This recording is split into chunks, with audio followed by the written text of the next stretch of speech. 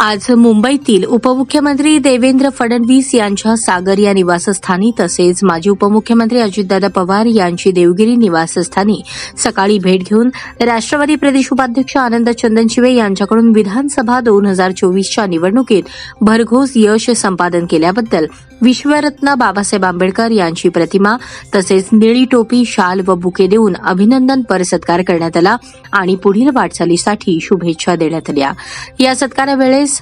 आमदार दत्तात्रय मामा भरणे, आमदार विजयकुमार देशमुख यांनी मागील कार्यकाळामध्ये विविध विभागांच्या मंत्रिपदी काम केले असून त्यांचा अनुभव पाहता शहर व जिल्ह्यातील पक्षवाढीबरोबरच पालकमंत्रीपदी असताना विकास कामांकरता भरपूर निधी उपलब्ध करून दिला। महानगरपालिका, नगरपंचायत, पंचायत समिती, ग्रामपंचायत निवडणुका डोळ्यासमोर ठेवून अजितदादा पवार यांच्याकडे आमदार दत्तात्रय मामा भरणे यांना आणि देवेंद्र फडणवीस यांच्याकडे आमदार विजयकुमार देशमुख यांना मंत्रिमंडळामध्ये समावेश करण्याची राष्ट्रवादी काँग्रेस प्रदेश उपाध्यक्ष तथा माजी गटनेते आनंद चंदनशिवे यांनी मागणी केली। यावेळी राष्ट्रवादी काँग्रेस पक्षाचे प्रदेश उपाध्यक्ष आनंद चंदनशिवे, सोलापूर महानगरपालिका नगरसेवक गणेश पुजारी, राष्ट्रवादी काँग्रेस पक्षाचे प्रदेश सचिव इरफान शेख, युवा नेते प्रतीक चंदनशिवे, धीरज वाघमोडे, जमीर पटेल आदी उपस्थित होते।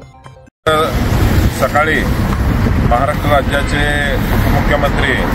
आणि राष्ट्रवादी काँग्रेस पक्षाचे राष्ट्रीय अध्यक्ष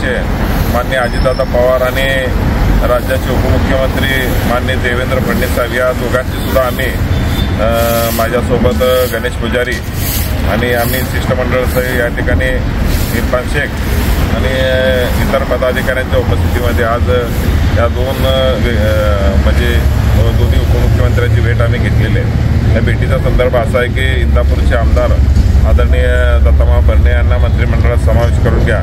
आणि सोलापूरचे शहर उत्तर विधानसभेचे आमदार आदरणीय विजयकुमार देशमुख आले की 5व्यांदा विधानसभेसाठी या ठिकाणी निवडून आल्यानंतर त्यांना सुद्धा सोलापूर जिल्ह्याचा पालकमंत्री आणि त्याचबरोबर मंत्री या ठिकाणी समावेश करून घेण्याबाबत या दोन्ही फडणवीस साहेबाला आणि आदरणीय अजितदादांना भेटून आम्ही पत्र दिलेलं आहे की दोन्ही व्यक्तींना या ठिकाणी मंत्रिमंडळामध्ये समावेश करून घेण्याबाबत या ठिकाणी आम्ही दिलं आणि राज्यामध्ये भरघोस अशा पद्धतीनं